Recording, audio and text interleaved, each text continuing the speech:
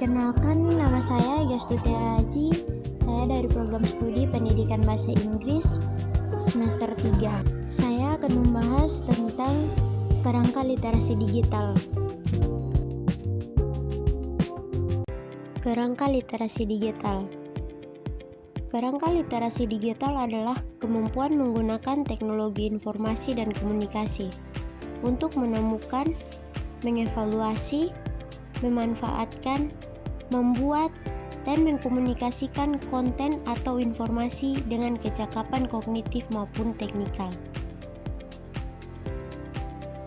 Ada 3 bagian dalam kerangka literasi digital, yaitu yang pertama proteksi, yang kedua hak-hak, dan yang ketiga pemberdayaan. Bagian yang pertama proteksi. Proteksi adalah langkah-langkah yang melindungi pengguna dari risiko di dunia digital seperti peretasan, penipuan daring, dan penyalahgunaan data pribadi. Ini juga mencakup pemahaman mengenai keamanan siber seperti cara membuat kata sandi yang kuat, mengenali phishing, dan melindungi privasi online. Dengan proteksi yang kuat, pengguna lebih mampu menjelajahi dunia digital dengan aman.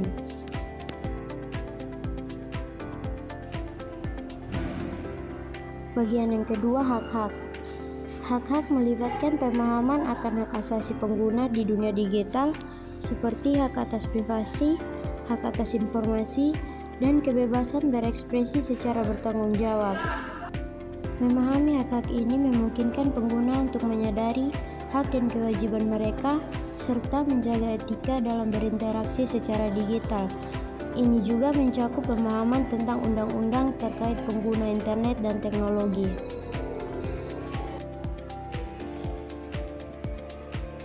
Bagian yang ketiga, pemberdayaan.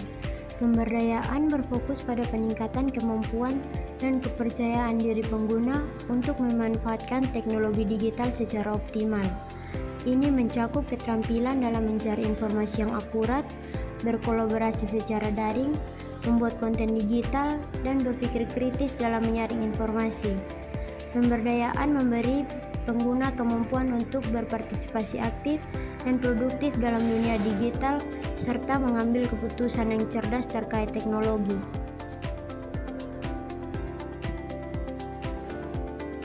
Adapun bagian-bagian proteksi, yang pertama keamanan daring, yang kedua perlindungan data pribadi, dan yang ketiga privasi individu. Perlindungan data pribadi. Perlindungan data pribadi adalah perlindungan atas setiap data tentang kehidupan seseorang, baik teridentifikasi atau dapat diidentifikasi secara tersendiri atau dikombinasi dengan informasi lain, baik secara langsung maupun tidak langsung, melalui sistem elektronik.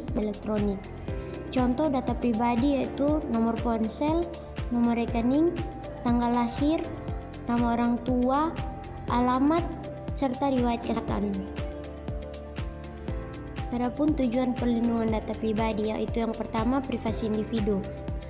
Privasi individu itu untuk menjaga informasi pribadi agar tetap rahasia.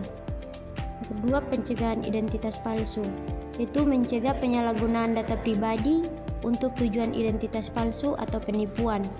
Dan yang terakhir, kepatuhan hukum, itu mematuhi peraturan dan hukum yang berkaitan dengan data pribadi. Adapun upaya dalam menjaga data pribadi, yaitu yang pertama membuat sistem perlindungan atas database data pribadi, yang kedua selalu memperbarui antivirus di komputer dan ponsel pintar, yang ketiga mengedukasi seluruh pihak tentang perlindungan data pribadi, yang keempat tidak membocorkan data pribadi ke pihak lain, dan tidak mengekspos data pribadi karena publik, baik online maupun offline.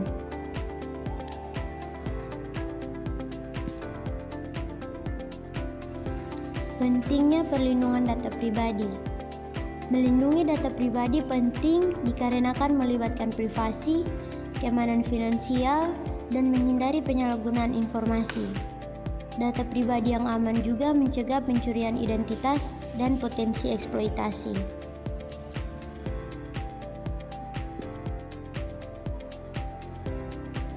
Yang berikut, keamanan daring. Keamanan daring adalah kemampuan untuk memaksimalkan personal pengguna dari risiko keamanan saat menggunakan internet.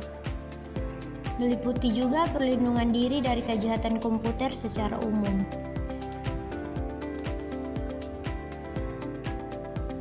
Contoh keamanan daring. Yang pertama, keamanan saat jual beli online. Yang kedua, keamanan melakukan transaksi perbankan. Dan yang ketiga, keamanan menyimpan data-data seperti dokumen, foto, dan sejenisnya secara daring.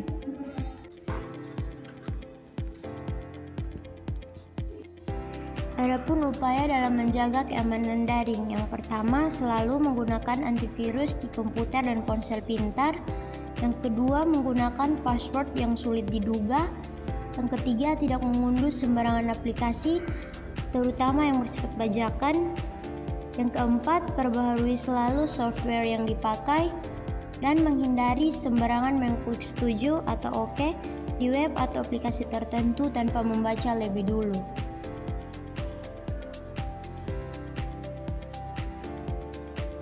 Pentingnya menjaga keamanan daring. Pentingnya keamanan daring adalah melindungi data sensitif, mencegah kebocoran informasi, menghindari penyalahgunaan identitas, dan menjaga stabilitas sistem digital yang kita gunakan sehari-hari. Selain itu, keamanan daring juga memastikan privasi dan keamanan finansial.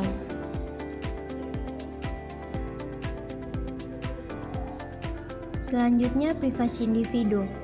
Privasi individu adalah hak individu untuk mengontrol, mengedit, mengatur, dan menghapus informasi tentang dirinya, atau kemampuan satu atau sekelompok individu untuk menutup atau melindungi kehidupan dan urusan personalnya dari publik, atau untuk mengontrol arus informasi mengenai diri mereka.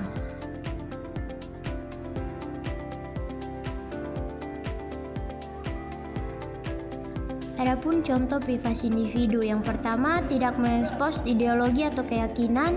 Yang kedua, menutup riwayat keluarga. Dan yang ketiga, menolak untuk mengekspos bagian tubuh tertentu. Adapun cara menjaga privasi individu agar tetap aman. Yang pertama, selalu menggunakan HTTPS jika memungkinkan. Yang kedua, menghindari mengekspos data pribadi atau hal menyangkut diri kita ke internet. Yang ketiga, menjaga kerahasiaan password. Jangan biarkan orang lain bisa melacakmu. Dan ajari anak-anak dan remaja mengenai batasan wilayah privasi.